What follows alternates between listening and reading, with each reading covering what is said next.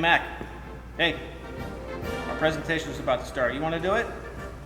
Oh, you're just a dummy. I guess I gotta do it. All right, come on over.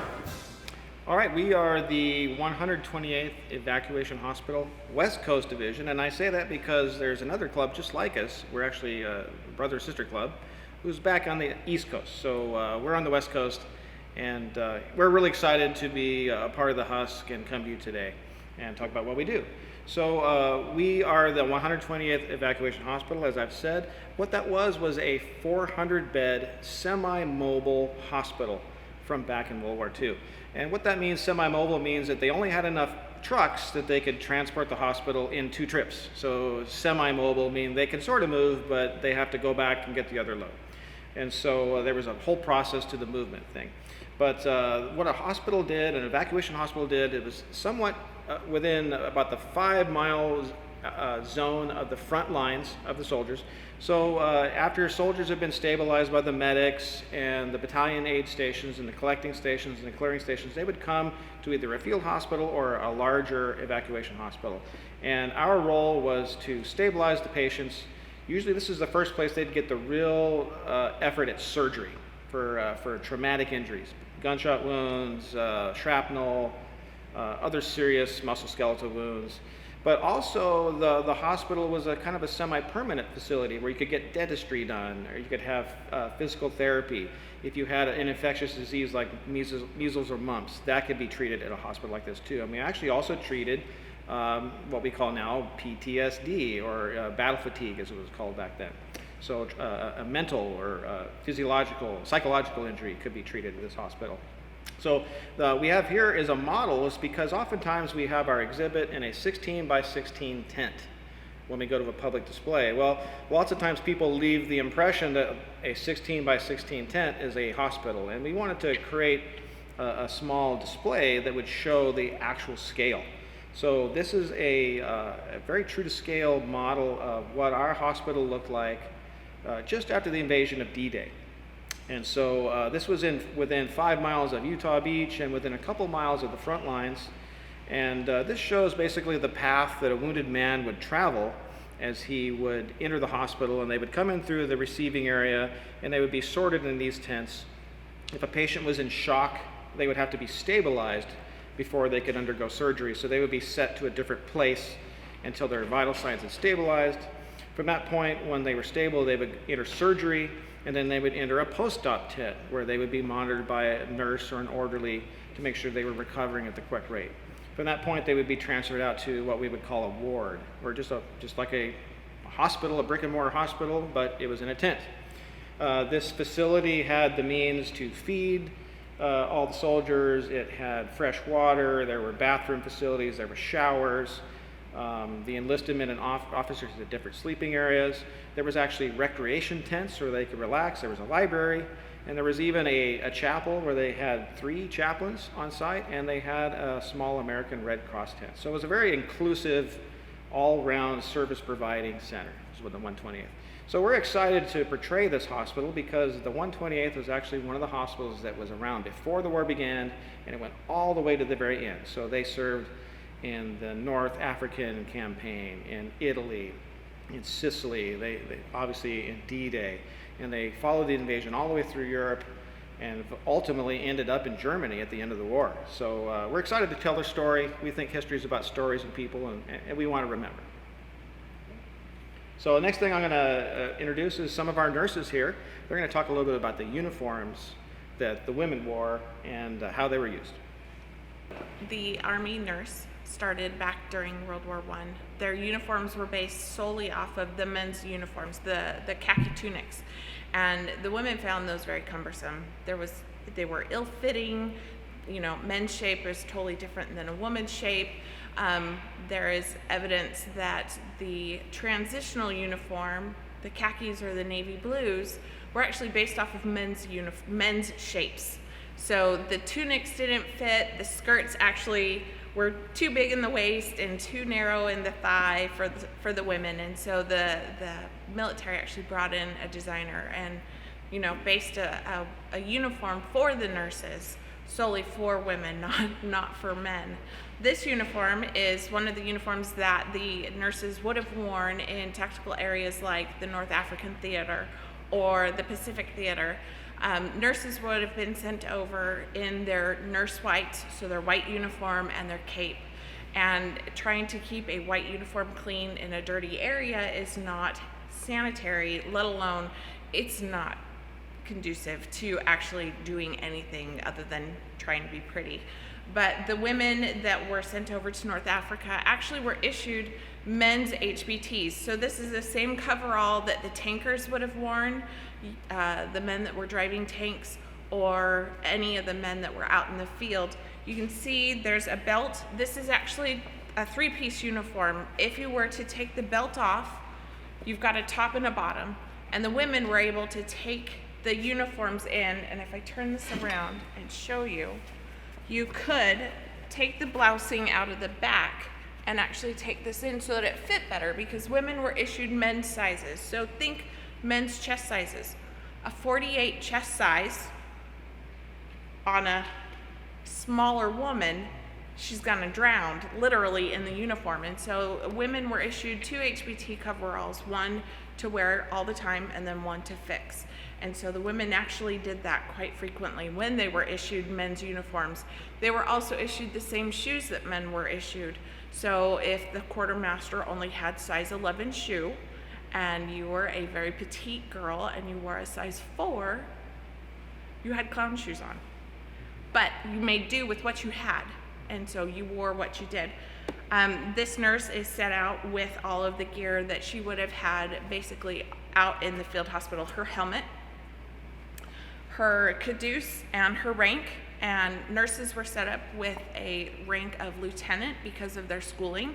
It also protected them if they were captured because of the Geneva Convention. They were basically treated better than an enlisted man. Her Red Cross armband to know that she's actually working as a nurse. And then her Carlisle pouch, and on her back she has a canteen along with her musette bag that would carry any of her personal effects. If she was going on duty or off duty and she needed to have things with her, a scarf, a sweater, a jacket, that would have gone in there. But the women's uniform actually transitioned quite a bit. First, it started out in 1940 with what's called the navy blue set, and they're very, very rare. Only about 400 women actually got a complete set of navy blues. They had the maroon military piping, and they also had sleeve bands. We went from that transition to the khakis that you see most commonly, which are the Class A's. From there, you also had the off-duty dresses, which are cream colored with the medical piping.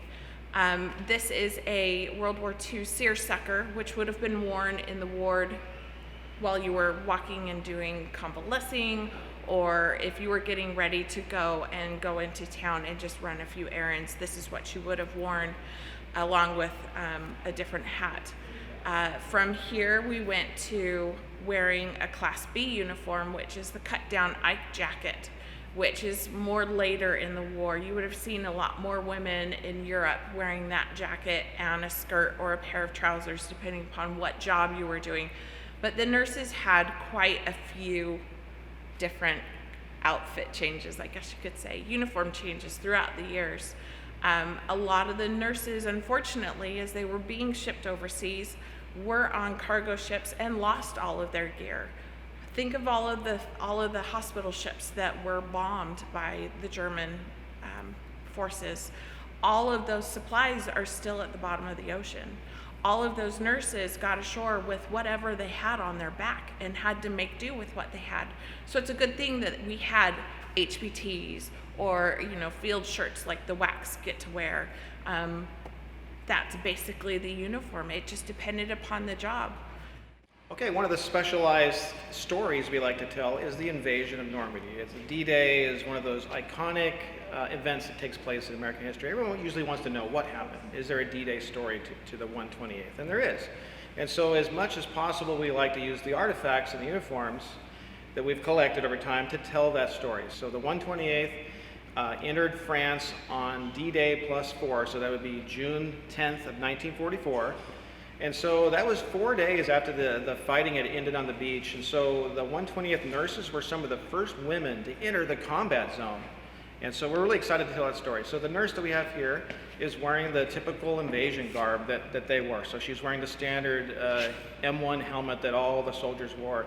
And she's wearing the female uniform, but in addition, she's wearing a jacket. Europe tends to be colder. There was a storm going on.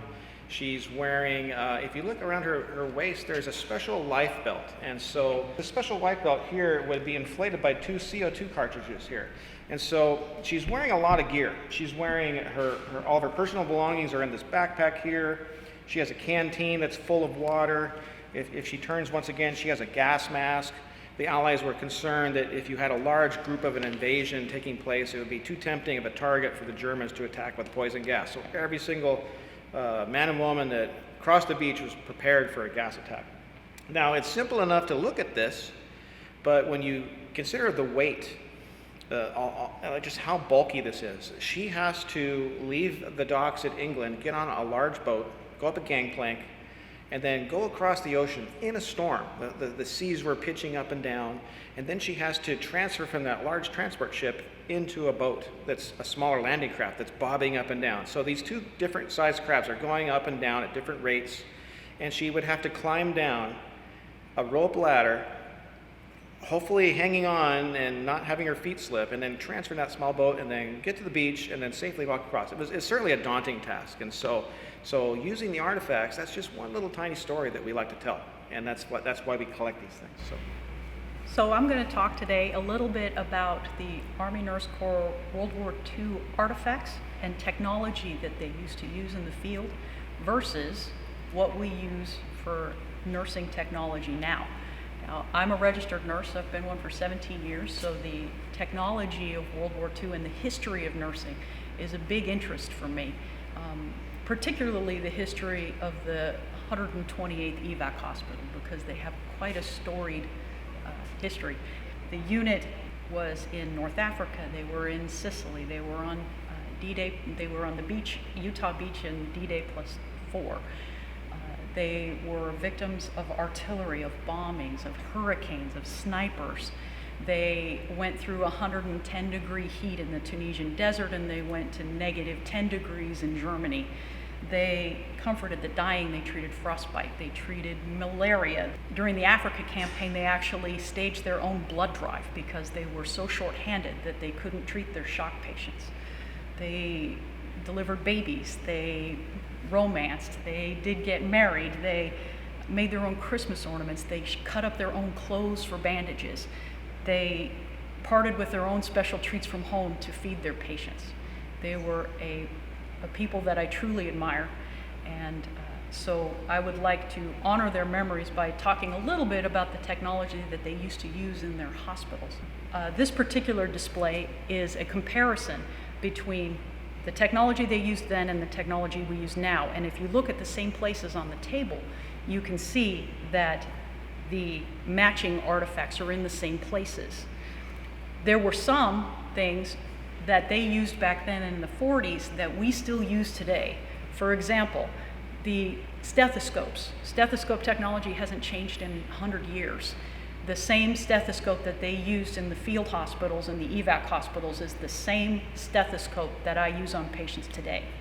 Some of the technology is not as good, and they didn't know quite as many facts, and particularly about medications back then. They were still using mercurochrome for wound care, and now we know mercurochrome obviously has mercury in it, so we don't use that for wound care anymore.